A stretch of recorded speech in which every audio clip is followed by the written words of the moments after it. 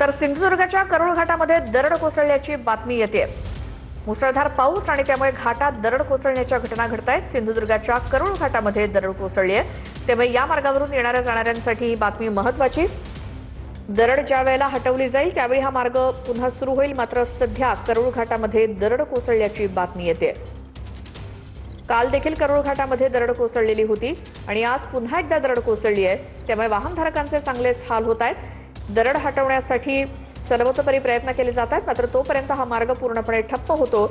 सिंधुदुर्गाच्या करोळ घाटामध्ये काल देखील दरड कोसळली होती आणि आज पुन्हा एकदा मुसळधार पावसाचा हा परिणाम तो म्हणजे दरड कोसळली आहे, त्यामुळे या मार्गावरून जाणाऱ्या वाहनधारकांचे हाल होणार आहेत। करोळ घाटातून प्रवास करणाऱ्या वाहनधारकांसाठी प्रवाशांसाठी महत्त्वाची बातमी, करोळ घाटात पुन्हा एकदा दरड कोसळली आहे। काल देखील याच घाटात दरड कोसळल्याची बातमी होती आणि आज पुन्हा घाट माथ्यामध्ये होताना पाहायला मिळतो आणि त्यामुळे तिथे डिमडिम स्वरूपाचा जरी पाऊस असला तरी मात्र याचा फटका मात्र सिंधुदुर्गात ते करोळ घाटाला बसताना पाहायला मिळतं। मी तुम्हाला या दृश्यांमध्ये दाखवू शकतो की करोळ घाटातली ही दरड जी आहे ती मात्र इथे कोसळलेली पाहायला मिळते आणि सध्या वाहतूक जी आहे ती सध्या एकेरी वाहतूक ह्या घाटातून सुरू आहे, पण मात्र वाहतुकीला कोणता अडथळा नसला तरी मात्र करोळ घाटामध्ये जी पडझड आहे ती मात्र कायम सुरू असलेली पाहायला मिळते। काल देखील करोळ घाटामध्ये दरड ही कोसळली होती आणि वाहतूक जी सध्या धीम्या गतीने सुरू असलेली देखील पाहायला मिळते। त्यामुळे ही दरड जी कोसळली पण तर ह्या दरड हटवण्यासाठी मात्र